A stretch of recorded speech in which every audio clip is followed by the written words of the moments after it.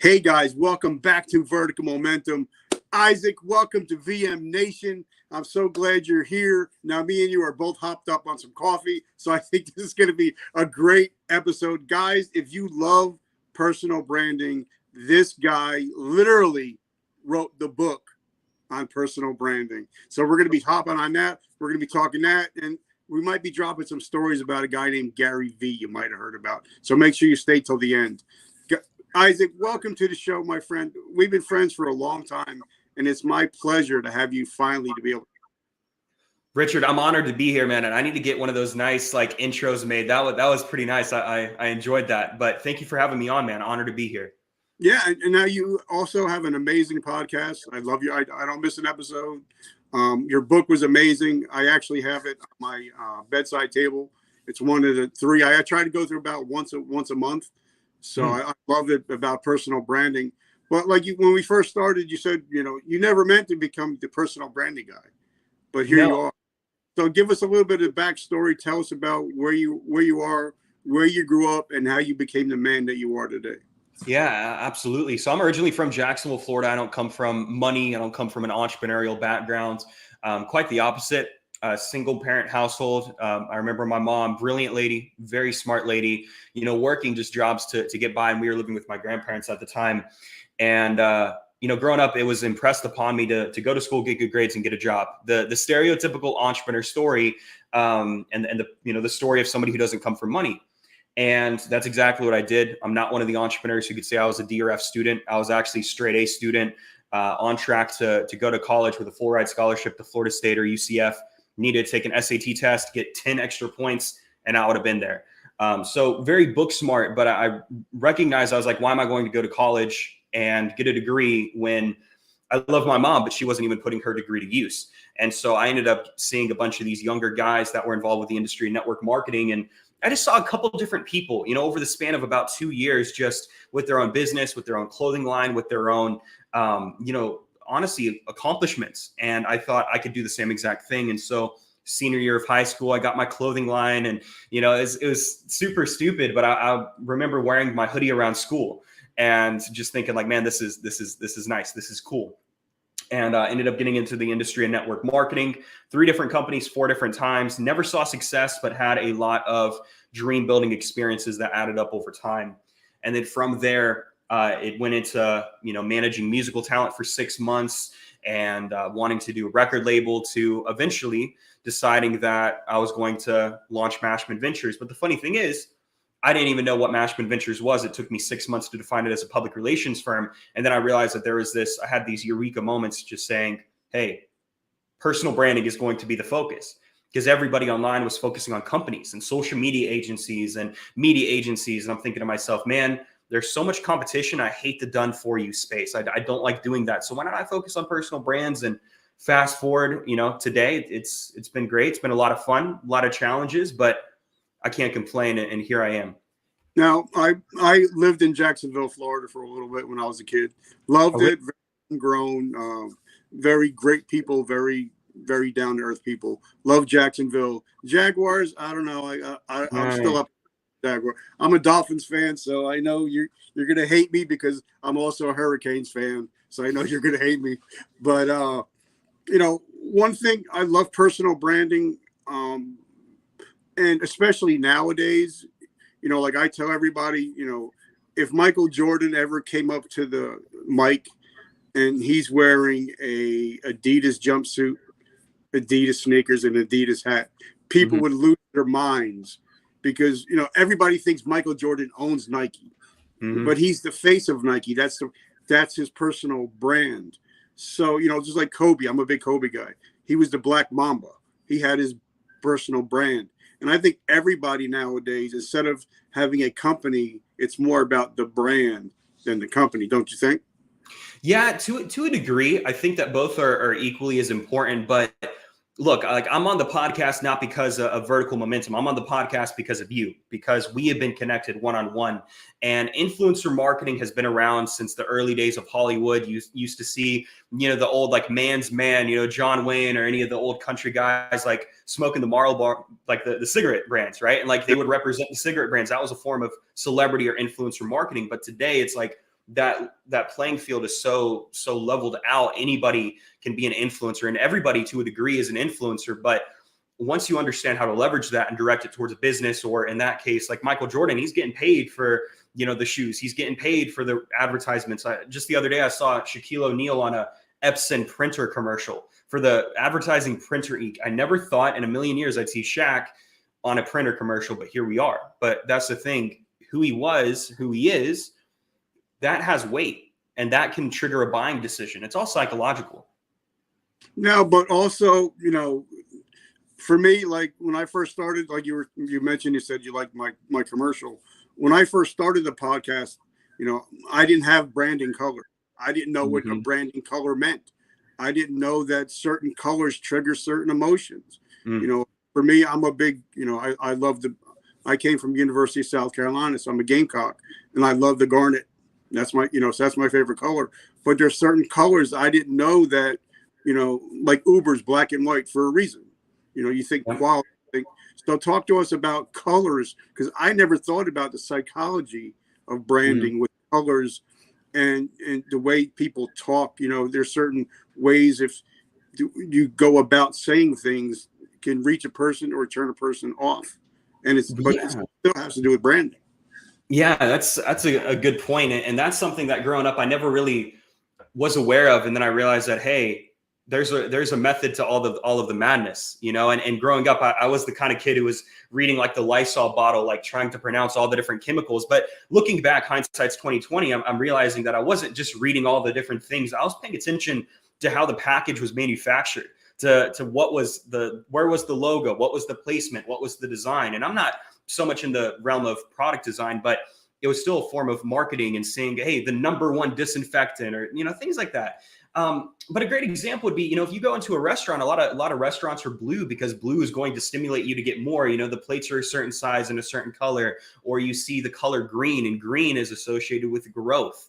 It's associated with money, with wealth. If you were to think about Cash App, the Cash App logo is green with the white money sign.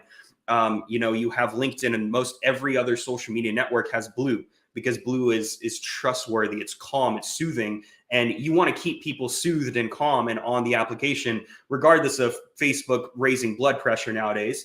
And then you think about black and white, and my entire branding is black and white. Like my website's black and white. I'm wearing a black t-shirt, a black hat. My hoodies are black and white. It's not that I'm depressed and I don't like any colors, but it's very simply because it gives you that like sense of, it's that modern aesthetic. It's that modern sense. And so every single time, whenever I'm working with a client, I'm like, well, what is your favorite color? And from there, I'll kind of branch out and be like, all right, well, if you're trying to be this alpha figure, this like in your face kind of figure that is getting all the attention, that subtle lavender color might not be the best choice. But red is a call to action. Red is a powerful color. And a lot of the buy now buttons that you'll see are actually red, because it's triggering that color. And or they can go, and blood can oftentimes be associated with valor, with blood, with the military.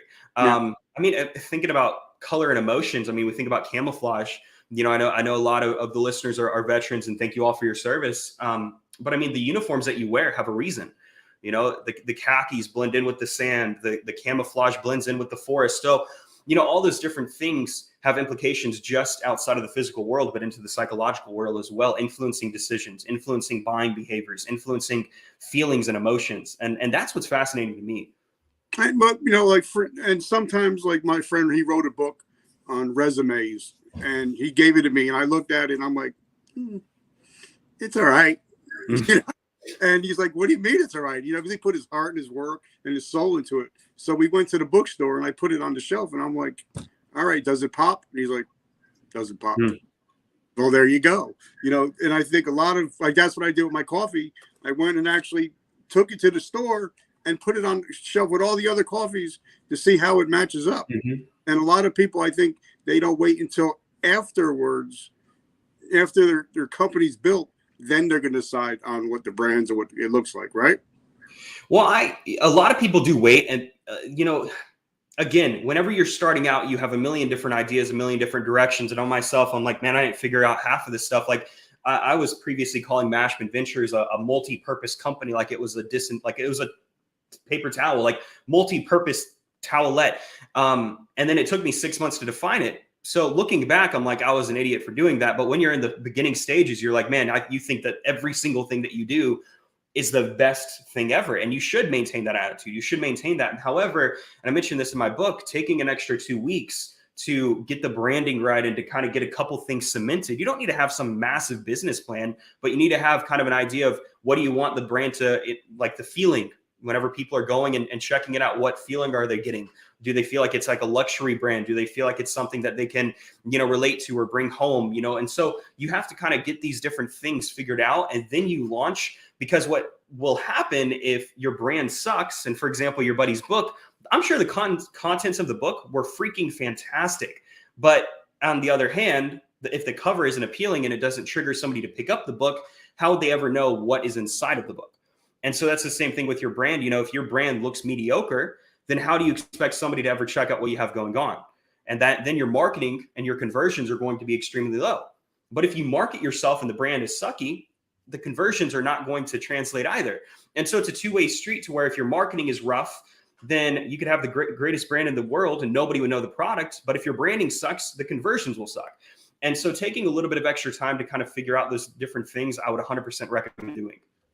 And, one thing, there's a big change I see in the last, I'd say since COVID, like when the self-development field, you used to see Tony Robbins on stage, 3-piece suit, all decked out. Mm-hmm. Now he's wearing a hat. Now he's wearing jeans. Now he's wearing, it's like guys out there like Andy Frisella, Zach Babcock. There's people out there that are, it's changed. The dynamics are changing.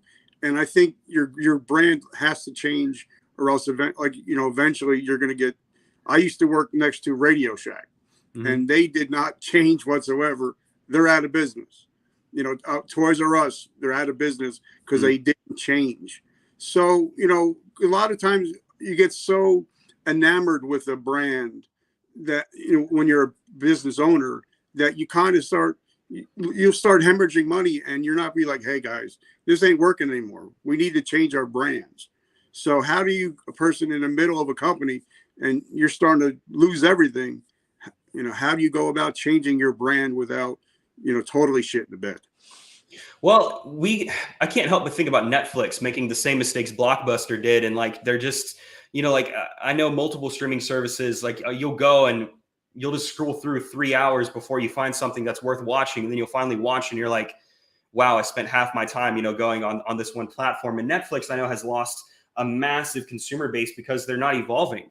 They're not looking to the next thing. And I think that companies, like if we think about Coca-Cola, they don't need to do marketing. Coca-Cola has all of the market share in the world practically for soda and such, but they are still running advertisements. They're still doing sponsorships. They're still creating new products, creating new flavors, taking up and getting into more stores and more hands and more places. And a lot of times whenever you're building a business, you can be in this one-track mind of you're only focusing on one thing and you're not thinking about, hey, what can I do to spread and expand? And so if you're in this point where your business is kind of at a stalemate, I would say number one, that would be the time that you need to go harder at it and actually see what creative ways you can go about creating a new offer, right? There have been multiple times over the past year that there have been moments where, I'm thinking to myself, maybe this is flawed. And that takes a certain character to kind of take a step back and say, hey, let me go ahead and change the model. So previously for Mashman Ventures, if I could be transparent, we were charging based off of consultations for an entire year. We weren't charging based off a retainer. And then I had one client come to me and he's like, I want to do a refund for the rest of the year. And I'm like, we've already done 8 consultations. We weren't doing on a month-to-month basis. And I realized that the model was slightly flawed. I could go ahead and make it a little bit better. And so I saw that and I was thinking to myself, okay, what is the next step? And it was uncomfortable to go to that next stage and say, let me go ahead and get in this retainer model and actually get a 20-page contract written up. But it's the next stage. And a lot of times we fail to take those next steps because we're uncomfortable. We're like, I really don't want to do this. I don't want to spend the time, when actually spending that time and going away from your day-to-day actions can actually help you scale in a tremendous way. But you have to actually take a step back to ever do that. And that's something that I've seen a lot of people do. They get so focused on, oh, if I take myself out of the business, it's like, no, you're still in the business, but your focus is on helping the business expand to an infinitely higher degree.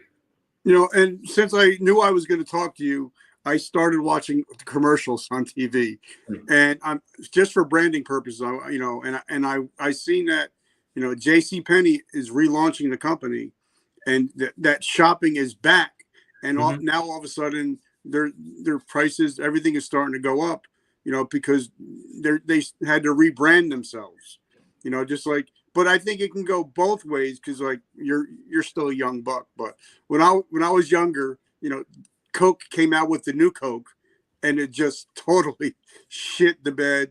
It was horrible, and it lost a lot of their market share. And then they had to come back and say, you know what, Coke is it.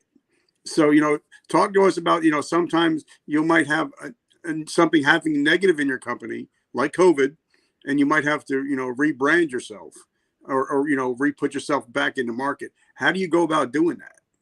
Well, let's talk about reputation management, because that's honestly what it is. Because if you put out one shitty product, everybody's going to think, and this is actually, there's an effect called the halo effect and an effect called the horn effect. And not many people know about these. The halo effect is when you base your entire opinion and perspective on something or a product or someone off of one particular trait. And so a great example would be the Amber Heard Johnny Depp trial that's going on right now. People have been fans of Johnny Depp for decades, and they're automatically like, I cannot believe for 1 second he did any of the accused things that he was accused of. That is a form of the halo effect. Oh, he is like some god that is perfect, right? Now, not stating any opinions on the subject matter, but then you also have the horn effect, which works the opposite way, to where one negative experience or trait about a person can influence your entire perspective of the company or the person as a whole. So let's say an example would be if you're bald, and let's say you had a teacher in 3rd grade that was bald that you absolutely hated, and just because another person was bald, you automatically didn't like him. That is a form of the horn effect. Or you have one bad experience with a company or a restaurant, and you never go back, or you assume that every single other good at that restaurant is also bad. And that might not be the case. Everything else might be great, and you just had that one bad experience, but that influenced and triggered you to think that all of a sudden it was bad. Kia is a great example of a brand that is reimagining itself, and I can't help but mention it because have you seen the cars lately? Have you seen the commercials? I bought one just because of that. 4 years ago, Kia, though I see the logo, I'm thinking cheap car, cheap American car. That's the only thing I'm thinking about. Now Kia does the new logo. It looks good. Unlike a lot of the brands now want to get this minimalist design, this futuristic design, and they butcher it. But Kia did it right. Yeah. They redesigned the cars from looking like something that you would, a college student would drive, to this new thing. And my favorite commercial of all time that I've ever seen is actually by Kia. And it was the guy who's on the beach and he's driving one of the Kia SUVs, and he has a big rake behind him that he's dragging in the vehicle, and he's picking up trash. And then you see the sea turtles.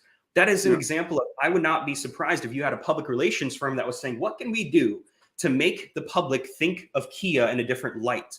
And you have to think about how people are perceiving your company. Are they perceiving your company as just another social media agency? Are they seeing your company as the social media agency that they need to be working about? And this is why I'm particularly big about personal branding and building out your story, because that is how you can say, hey, I am the person behind this company. This is me. This is where I'm pouring out my blood, sweat, and tears. And people who know you are automatically going to want to work with the company because of who is in association with it. And that is a fantastic way to get free branding and free marketing, and also showing your personal side, the fact that you're a veteran, the fact that you work for a nonprofit, the fact that you're Christian, or the fact that you're, somebody who loves coffee, is a way to establish rapport and trust and get people to follow you for who you are, the man or the woman that you are. And that can be transmuted into so many different avenues of increasing your business. And that's the way that I think is the future. More and more people are understanding that, hey, I'm the face of the business. Let me put myself out there as such. Now, Josh, a good friend of mine, asked an amazing question. What is the difference between branding versus marketing? Fantastic. I love that. Branding is what people know you as, or what people know the product or the company as. Marketing is how you get more people to know about who you are or what it is you do. Branding is who you are. Marketing is the numbers game. And so, for example, you're Richard Kaufman. I'm Isaac Mashman, right? So that's your personal brand. This is my personal brand. And then we would start influencing the person into thinking about us for something particularly. Like, you know me for personal branding. I know you for the podcast. I knew you for, you know, the other things that make you you. And then marketing is, how do you get more people to know that I know about personal branding? How do I get more people to know about my name or know what I have going on? And this also works for companies as well. Coca-Cola is the brand, and it's not just the logo, but it's also the colors behind it. It's the mission. It's what it stands for. It's the taste. It's the products. It's all of the different things that come together to shape Coca-Cola as it is. Because whenever you launch a company, you have to give that company characteristics. You have to give it traits. You have to give it a message. You have to give it a name. And then now Coca-Cola is running advertisements, or they had the polar bears, or even a form of marketing would be, I don't know if you ever saw the icy machines that had the polar bear and the convenience stores and the gas station. One of the happiest memories from my childhood is going into the gas station after school with my grandparents and my grandmother, my grandfather, and I would get a big, like 30-ounce Coca-Cola icy slushy. And that is actually a form of marketing, because you have the Coca-Cola logo, but now they have another fan. So there's so many different forms of marketing, and then your brand, there's so many different aspects that make your brand who you are. Now, okay, now I love that. Now, of course, I have my own t-shirt line, my own hat, my own coffee. Whenever I go anywhere, I take my coffee mug with me, you know, because in my mind, why am I going to wear a Jordan brand when I can wear Vertical Momentum? Exactly. You know, and a lot of people, oh, wow, you know, like even if I'm watching the TV and if it's, you know, I'm a big sports geek, so I'm always watching TV. And if they're wearing a cool t-shirt, I'm looking at their t-shirt and then I'm Googling, what is this t-shirt about? But a lot of people, they don't want to be their own brand. They rather pay, you know, they rather pay money to wear Jordan stuff or to wear Adidas. And I'm not knocking them, but, you know, like Gary Vaynerchuk, when I met him for lunch, and I said, you know, Gary, give me something, you know, I'm not leaving here without something. You're going to give me something. And he says, make yourself a hashtag, you know, be your brand. Yeah. And that's when I finally started getting into the whole branding. But a lot of people, you know, like they'll have shows and then I'm like, so let me see some of your merch. Oh, we don't have merch. I'm like, even the WWE, they make most of their money off of merch. Yeah. But a lot of people, they don't want it. They rather wear somebody else's stuff instead of their own stuff. And I don't get it. A great example would be like the musical artists and such. Like artists that you listen to, they don't make money off of streams. They make some money, but a lot of that money goes back to the record label and paying off their advances. They get paid off of going on tours and selling merchandise and stuff. And that's why, you know, not to get off topic, but if you've ever heard of a 360 record deal, that's one of the worst deals an artist can get in, because now the record label is taking a share of their tours, of their streams, of their merchandise, of everything. And one of the first things I did when I was younger is whenever I did my clothing line, I got t-shirts made or, you know, hoodies made, and I was wearing it everywhere. And I've never been somebody that's like, I think this also comes from not growing up with money in my family. It was growing up at the, you know, let's go to the thrift store and grab some t-shirts and grab a pair of shoes. And I hated it growing up, but I never really wore name brand stuff. And then now as I got older, you know, my hat, I don't have my logo. I need to get some custom embroidered hats soon. But I'm not wearing anybody's logo. But when I do get something made, the only one that I'm going to feel proud of representing is my own. And people are afraid to put themselves out there because of, honestly, how they were raised. Oh, don't talk to strangers. Don't make it about yourself. Don't talk about what you got going on, when in actuality, that's what's required to be known. I was recently reading an essay by Andrew Carnegie, and he said that he must attract attention. You have to attract attention to yourself. That does not mean, and this is not the equivalence of being a narcissist and being some egomaniac that's just like, oh, I'm better than you. It's very simply saying, hey, I'm somebody who's immensely proud and excited of what I have going on and what I'm building, and I want the world to know about it. And also understanding how can you expect to help more people, further your cause, get in front of more audiences if you're not talking and sharing about yourself? And how do you expect other people to talk about you if you don't want to talk about yourself? And now I'm a big mindset guy, and everybody talks about Napoleon Hill, but I'm like, I want to know who he learned from. Andrew Carnegie. I started listening to about all of Andrew Carnegie's stuff, and I've got into it. But even, you know, one of my favorite quotes, I think he said, or somebody else said, is, you know, your obsessions become your possessions. Mm-hmm. And I think whether that's in business or in life, you know, whatever you focus on, you'll become successful at. So now talk to us. It's the year 2022. It's going to be June 1st tomorrow. Where do you see personal branding? Like me, I see personal branding is the most important part of business right now. That and having, high quality and being vulnerable. So what are some of the things that you're seeing in June of 2022? Crazy. We're about to hit the halfway mark of this year. And I was just talking to my girlfriend, like, what the heck happened this year? Personal branding, more and more people are going to hear the term and less people are going to understand what the hell it means. And here's the thing. Personal branding has been around. Let's go ahead and define what personal branding is first, because we haven't even had that conversation. It's you. It's who you are. It is not something that you create a new one of. This is a misconception that a lot of people have. A lot of people think they have to create a new personal brand. You don't have to create a new personal brand. You simply have to further the personal brand that you've had since the moment you were born. When you were born, your parents determined your name, where you were born, the political affiliation, what religion you were a part of, what schools you went to. And then as a child, you start building out your personal brand. So you're not creating a new one. You're furthering the one that you've already had. And personal branding also goes back thousands of years. Since the beginning of mankind, you had certain barbarians on the plains of Mesopotamia that were more feared than others. You had kings in England who ruled by divine right, and they literally maintained power because people thought of them for something, and they're like, this is my king. What are kings? People with a personal brand, and the personal brand is keeping them in power. We have so many other examples throughout history. And so moving forward, many people believe that personal branding comes from Napoleon Hill, actually. Because in his chapter, Organized Planning, in Think and Grow Rich, he talks about putting together a portfolio, which is a buffed up resume of basically all of the different things about you and your profession that makes you stand out from other potential hirees. Now, a lot of people today are just going to be getting on social media and just expecting attention, anticipating attention. Now, if I was to drop the one answer that will make you stand out, is you have to position yourself as a public figure. That is how you cut through the noise, because you have all of this noise going on around you. And the issue I have, and the reason I have no issue even mentioning this, because this is literally the key. Like Napoleon Hill says, the master key. Charles F. Honnell says the master key system. This is the master key of personal branding. This is what I have used to be able to get and cut through the noise and get mentioned in press and all these other things. You have to position yourself as a public figure, as a celebrity, and as somebody that if somebody was not following or was not talking to, they feel like they would be missing out. Because by 2025, not even 10 years, there are going to be 4 billion people. The continent of Africa is developing at a rapid rate. You're going to see more users coming on from there, from India growing into the tech giant and it is today, all around the world. That means that you're going to have a lot of people that are fighting for attention. Everybody's creating content and nobody's getting through. And it's just everybody in each other's echo chambers. So it's going to require you taking yourself seriously, treating your personal brand like a business, and doing things that are going to stand out from everybody else.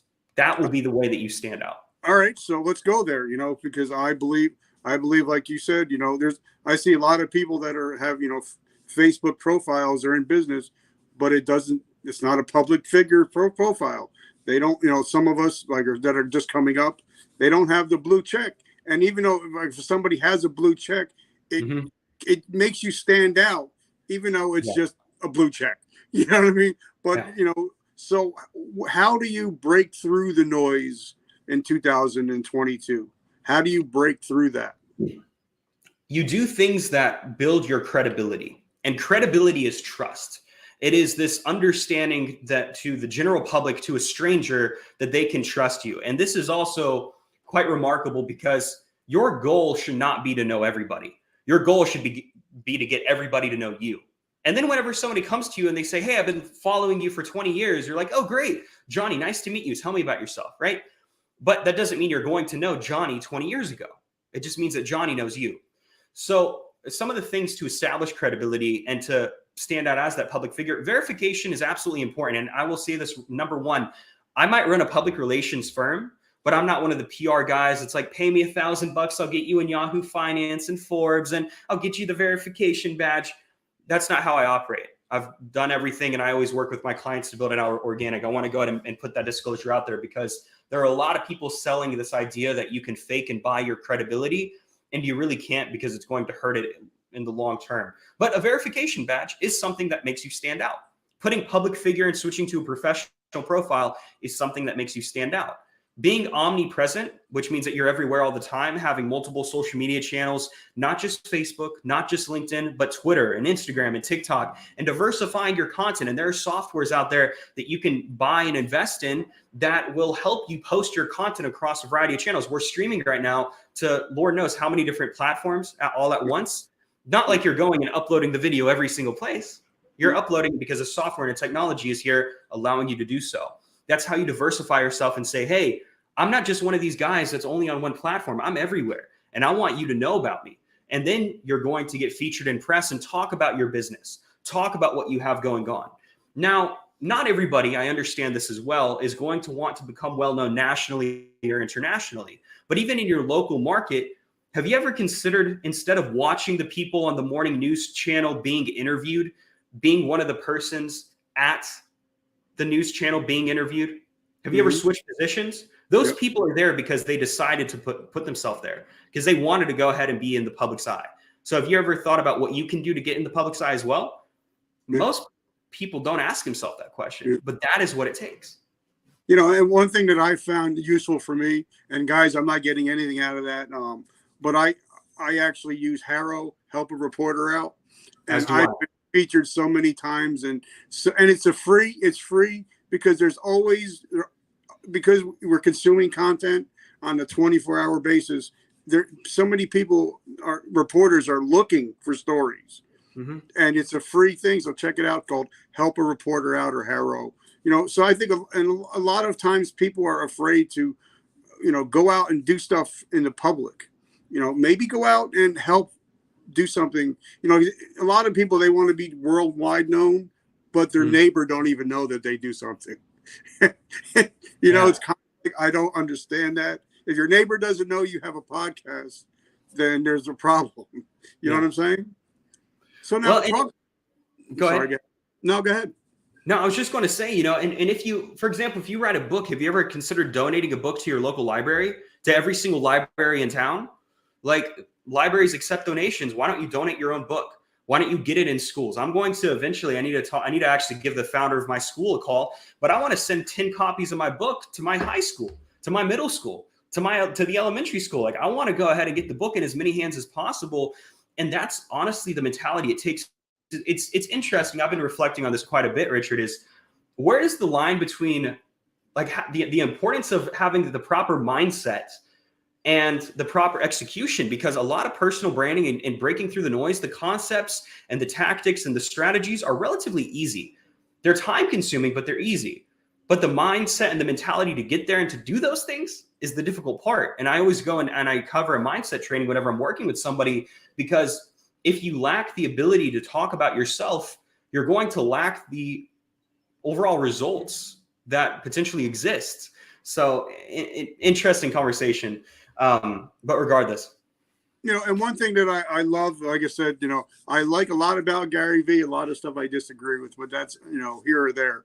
But one thing that his quote that stuck with me, and I think about it, everything that I do, you know, is that your legacy will always be more valuable than your currency.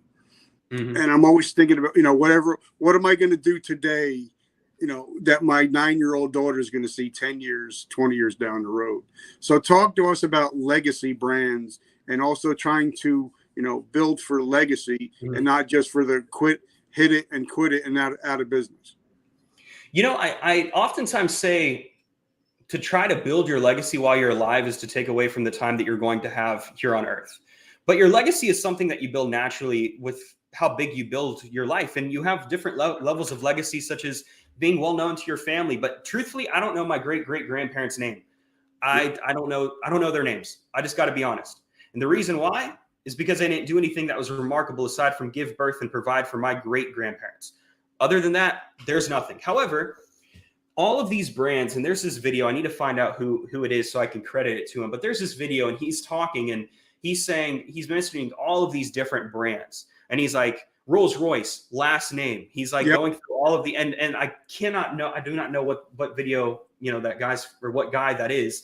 However, all of the brands today, the Rockefeller Center, John D. Rockefeller, Andrew Carnegie Hall, all of these different people, because of the personal brands. And so anybody, I know I've had people in the past be like, personal branding doesn't exist. I'm like, all right, that's why defamation trials exist, right? Because personal branding doesn't matter. Your reputation doesn't matter.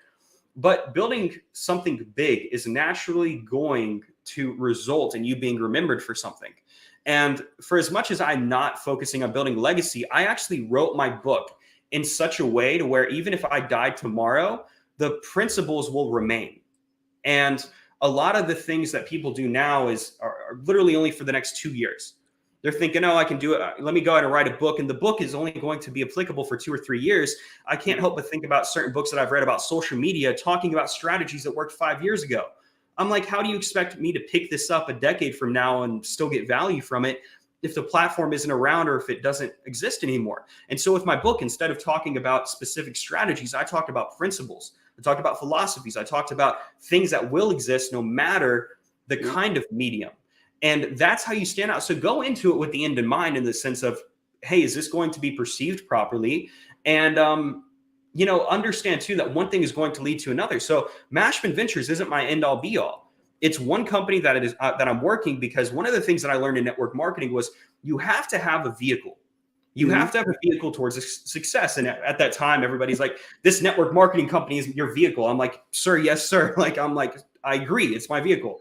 I got out of the companies, but I realized I needed another vehicle to fund Mashman Properties, to fund my investments, to fund my other things. When I launch a coffee brand and I fight with Richard for market share, I need capital for that.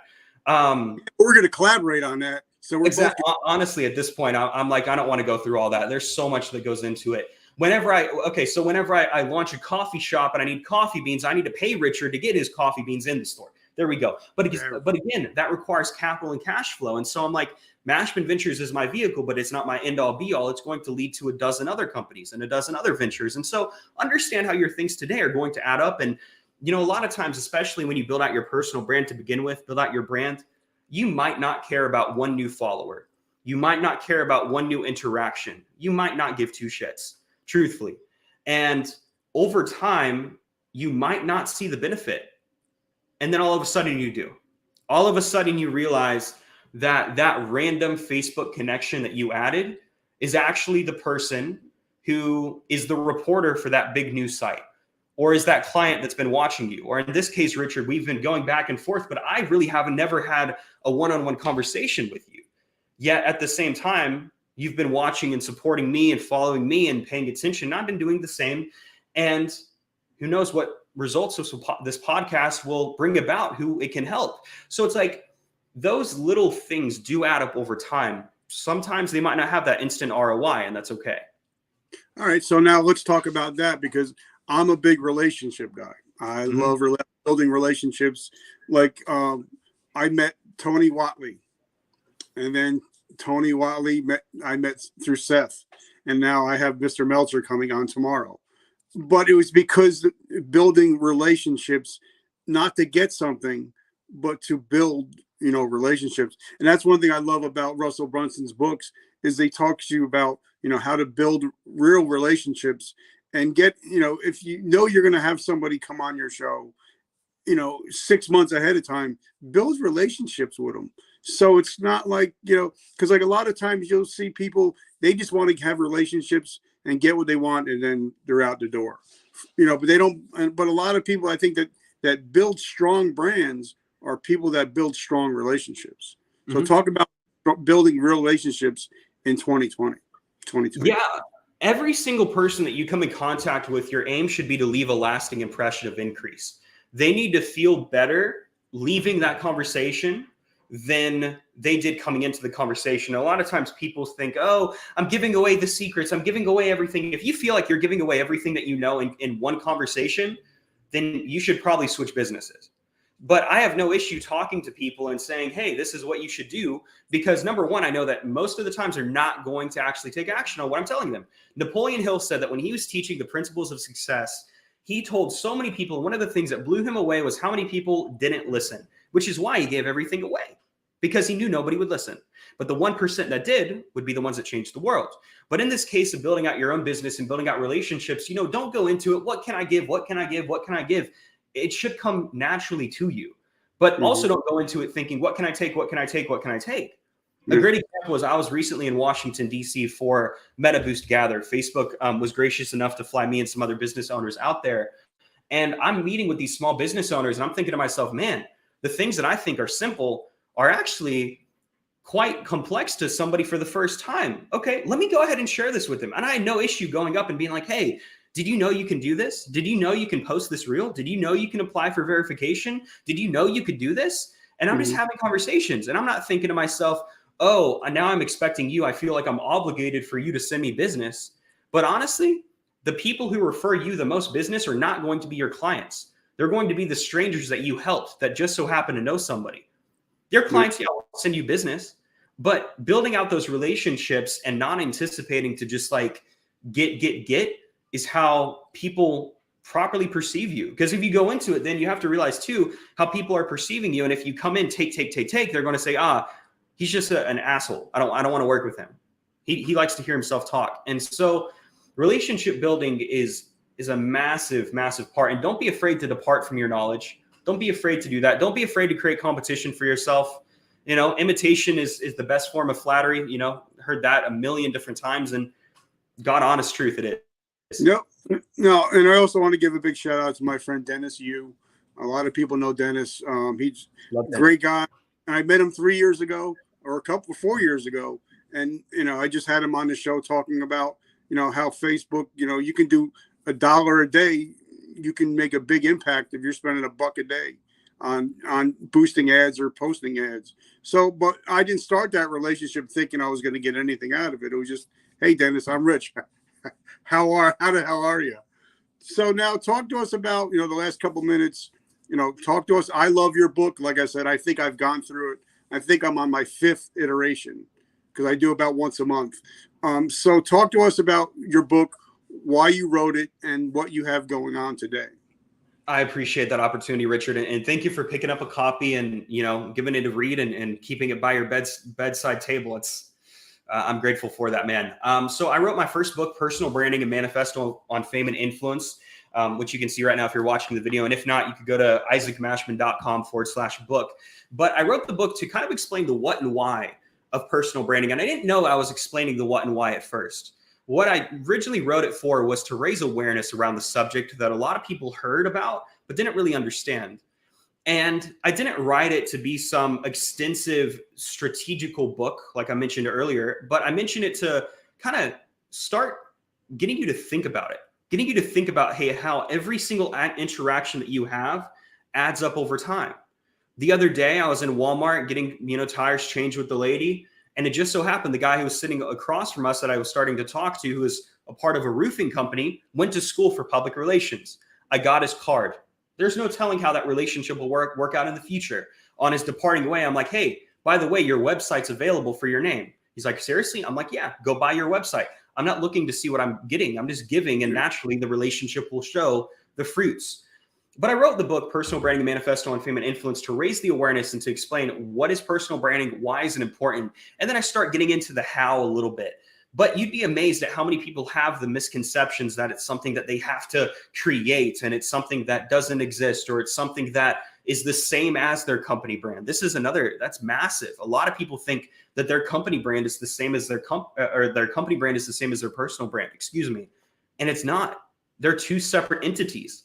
And so just covering those different things. And my current focus right now is building out Mashman Ventures, building out the consultant team, continuing to scale the personal brand as well. And, ultimately lead that life that, I need to live. I'm not one of the guys. It's like my purpose is to save the manatees. My purpose is to live up to my own potential. But I know if I want to save the manatees afterwards, I'll be able to do so. And obviously some other things, and having amazing conversations with, people like you, Richard. So talk about your amazing podcast, which I love. It's in my top 5. I listen to it every episode I get that comes out new. Talk to us about that. Yeah. And man, I'm loving you, Richard. Like I'm loving you. It's called Chase the Vision with Isaac Mashman. I published that in 2019, man. June 10th is the 3-year anniversary of that. And the premise of that show is ultimately it's an education self-development show. It's not business primarily, but a lot of the things that I talk about are business. But the premise of the show is to help another person become more capable from from the things that I've learned in life and business and relationships, for example, relationship building, how to network, what you can do to kind of break away from, sitting behind the computer all day, go out in nature, sharing my life, not just one of the business podcasts that only talk about business and that's super niche. Like I don't like to niche. That's never been my thing. But Chase the Vision with Isaac Mashman is available on every single streaming platform, just like your own show. And I actually had the pleasure of interviewing Zachary Babcock and Dennis Yu. So we have a lot of overlap in our networks, which is really exciting. And both of those conversations were exceptional. And just recently I was on TJ Bradfield's podcast, who's a part of the group of Tim Holloway. Yeah, TJ, no. And he just rebranded himself.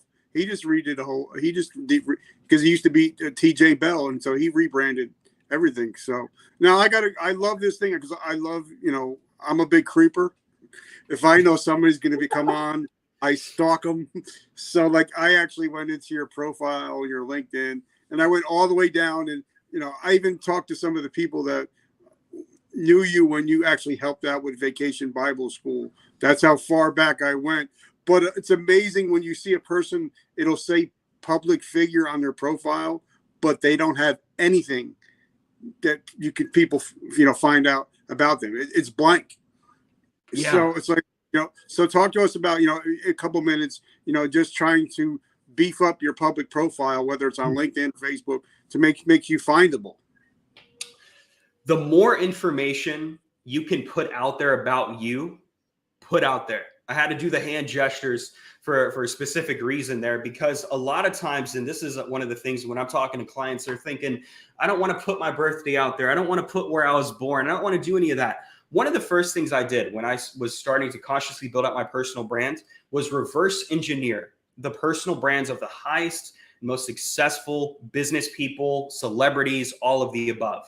And one of the things that I noticed was if you go to a certain actor's profile, like Tom Cruise, you're able to find Tom Cruise's height. You're able to find where Janet Jackson went to high school. So I'm like, why don't I put that information out there? So I'm not saying that you have to necessarily put all that info on your LinkedIn profile or anything, but you need to have a bio that covers the who, what, and why. Who, what, when, where, and why. That was one of the things that you're taught in school, go to college, who, what, when, and why. You need to share that. So who are you? Where are you from? What are you doing? Why would somebody want to follow? And then a call to action, right? Having a website, follow me on other social media platforms. And if you have a separate company that you're building, create separate company pages. So on LinkedIn, for example, you have the ability to create a company page. On Facebook, you're able to create a business page. On Instagram, create a second account for your business. I would say go as far as to creating a second page for your podcast if you have a podcast. Or if you have a book, create a book brand as well. Because you're not always going to be promoting all of the different things about your personal brand on your personal profile, because then it can, I don't want to use the term and say that it can flood your feed, but it can look messy. But if you have a separate book profile, you have a separate podcast profile, you're able to share it as many times as you want. And the people who are following you are your core group of supporters. Now that's an aggressive strategy, but some tips: make sure your bio is filled out. Make sure you have a website. I would go, and whatever your name is, Richard Kaufman, well, make sure you own richardkaufman.com. Make sure that all of your social media handles are the same. Make sure that your profile pictures look in high quality. It shows the whites in your eyes. There's a speech that I learned in high school. I believe it was one of the generals at the Battle of Gettysburg. And he said that, you were able to see the whites in one another's eyes. And for whatever reason, that stuck with me all these years later, because now I'm thinking to myself, whenever you have a profile picture, I need to be able to see your face. I need to be able to see you. Your header image should be high quality. And whenever you have the ability to fill out a field, fill out the field. Because the more complete it is, the better. Because whenever somebody goes to your profile, they need to be able to find information about you. And for example, if you're a creep like Richard, waiting to see who's going to be on whose podcast, they're going to need to have all that information. And the more that you can give, the better the question that they can ask, especially if you're getting on podcasts or getting into the media, the better you look from a psychological standpoint. It's a first impression. It kills me how many times you see the LinkedIn premium users and you see they haven't been active in 90 days. I've seen that so many times. I'm like, do you even know you're paying for LinkedIn premium? Like, it's such a waste. But no, yeah, take those little steps, fill out all your profiles, diversify your content, and start creating content that's kind of based around you. And your life and your business. Now, for you podcasters out there, I always say it's better to know as much as you can about your guests. Like I had Mr. Steve Sims on, Mr. Steve D. Sims, and the person that we're both friends with him said, "Don't ask him about Elton John." I'm like, all right, I'm not going to ask him about Elton John. So I went back and I studied everything. I think I studied over 1,000 hours of his content, and I asked him. I said, "So Steve, I'm not going to ask you about Elton John." But I am going to ask you about the time that you were 16 years old and you were laying brick and you were homeless. What was that like? And he was like, holy shit, you asked me that question? He's like, nobody's ever asked me that question. And then we get in like a half hour because he told me he only had 30 minutes. I'm like, all right, Steve, we've got, we're in 30 minutes. I know you got to go. He's like, no, let's hang out for another 40 to 45 minutes. We'll just hang out and bullshit. I feel comfortable. And I think a lot of people, when they have somebody on their show, if you're a podcaster, you really don't ask pertinent questions. You ask the same shit that everybody else asks. Yeah, that's why I like Zach's show. I like Tim's show. I like Paul. I like all those guys because they'll ask direct questions, and they're not going to ask you the fluff that you've been asked 1,000 times before. So now, for the last couple of minutes, now you're a podcaster. What are some of tips in 2022 of being a successful podcaster? I think you gave them away right there, and that's to treat it like a business. Don't treat it like it's some hobby. A lot of times people start a show and they don't even know why they're spending time building a show, and it makes no sense to me. I don't know. That wouldn't be my hobby. You need to have an intention behind your podcast. Are you trying to raise awareness? Are you trying to make money? Are you trying to, go ahead and build out your personal brand? Are you trying to use your podcast to get in touch with people that are normally out of touch? That's a great use for a podcast because now you have a platform that, for example, I know like Steve Sims, I still to this day don't know what he does. I've been connected with him for probably over a year, but I know that he charges $750 for half an hour of time. So he's spending $1,500 to spend time with you on a podcast, but he's not charging you. But now you're having a conversation picking his brain. And so you can have a podcast for selfish reasons.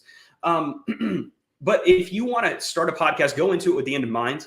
You never know when you're going to stop your show. However, when you're not going to, and that's after 20 episodes, and you're not going to get more than 20 listens, probably your first episode, unless you work with Zachary Babcock's team and you launch your show the right way, then you'll get a lot more listeners. But the average show never surpasses 20 episodes and 20 listens per. So if you don't hit those numbers, don't feel depressed. It takes time.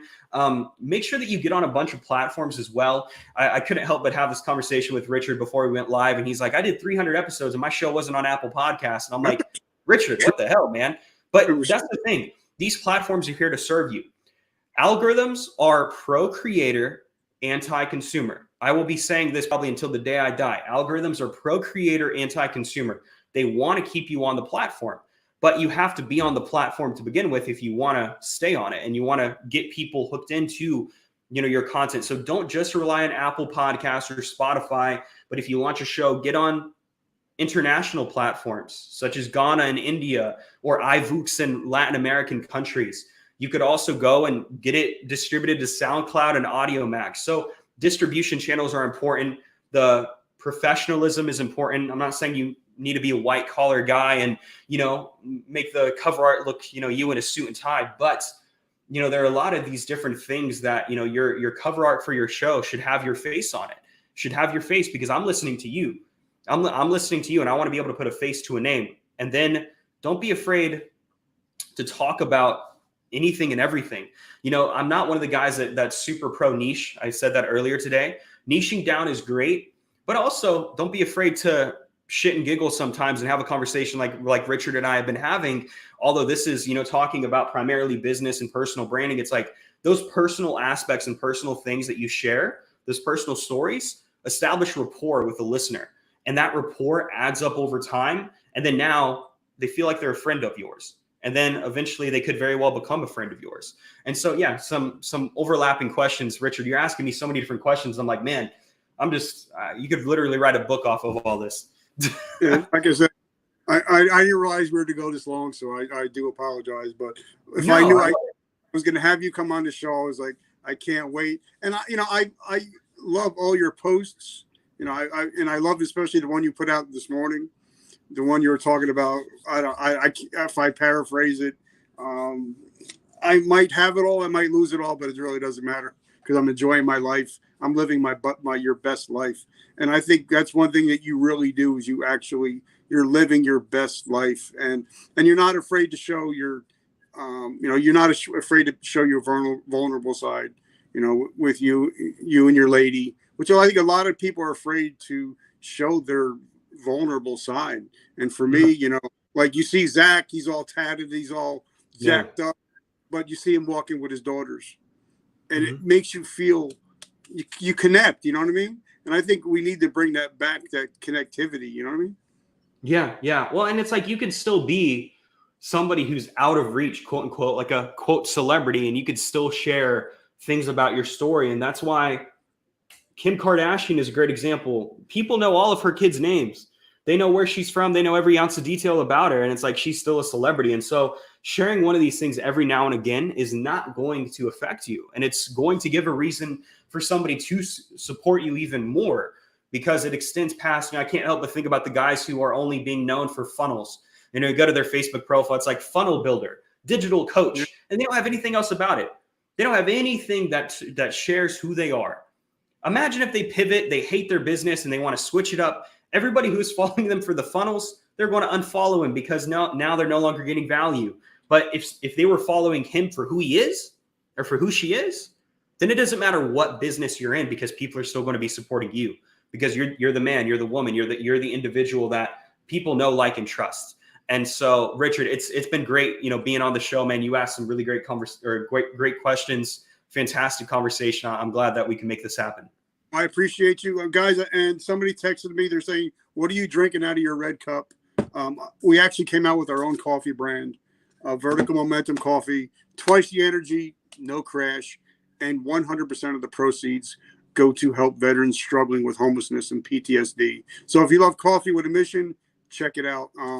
Guys, I'm so grateful that Isaac came. So give us your website one more time so they can go and follow you and support your mission. Yeah, you can find me everywhere at Isaac Mashman, and go to my website, isaacmashman.com. Run a quick Google search. Everything that you need will be right there. And Richard, thank you again, my friend. I love it. Guys, thank you so much for always showing up. I love you guys, and I appreciate you. And like I always quote Miss Oprah Winfrey when she said, the best way to help yourself is to help others. So I just wanted to say that. And guys, remember, vertical momentum, the only way to go is up. I'll catch you guys tomorrow. Make sure you smash that subscribe button. All right, guys, love you.